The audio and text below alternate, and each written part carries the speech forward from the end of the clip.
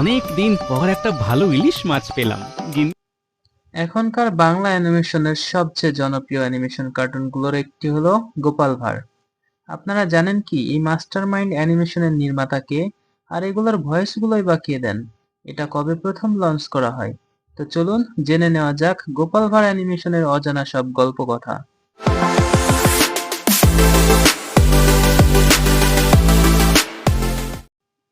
জনপ্রিয় এই cartoon series Gopal ভাঁড়ের নির্মাতা ও লেখক হলেন সৌরভ মণ্ডল এবং হান্সা মণ্ডল।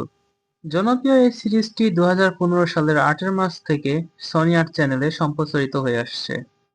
এটি শুরুর দিকে বাংলা ভাষাতেই সম্পাদনা করা হতো, তবে এখন বাংলা ভাষার পাশাপাশি হিন্দি ও ইংরেজি ভাষায়ও ডাবিং করা হয়। এবার জেনে নেওয়া যাক যে এই অ্যানিমেশনের ভয়েসগুলো কে বা কারা দেন। গোপাল ভাঁড় অ্যানিমেশনের প্রধান চরিত্র গোপাল ভাঁড়ের ভয়েস দেন রাজেন্দ্র প্রসাদ মজুমদার। এছাড়া রাজা কৃষ্ণচন্দ্র মন্ত্রী বা সভাসদদের ভয়েসগুলো বিভিন্ন সময়ে বিভিন্ন জন কভার করে থাকেন। তার মধ্যে উল্লেখযোগ্য হলো পার্থ প্রতিম, রবিন শেঠ, উজ্জ্বল মণ্ডল, পার্থসারথী দাশগুপ্ত, মনোজিৎ বোস, সুদীপ্ত মিত্র, শিল্পী মিত্র, অশীষ ঘোষ, হাংসা মণ্ডল, শুভেচ্ছা মিত্র, মানবেন্দ্র মুখার্জি সহ অনেকেই। গোপাল ভাঁড়ের নির্মাতা প্রতিষ্ঠানের নাম সফটুনস। বর্তমানে এর পর্ব সংখ্যা 1100-টিরও বেশি। তবে এ সিরিজ এখনো চলমান।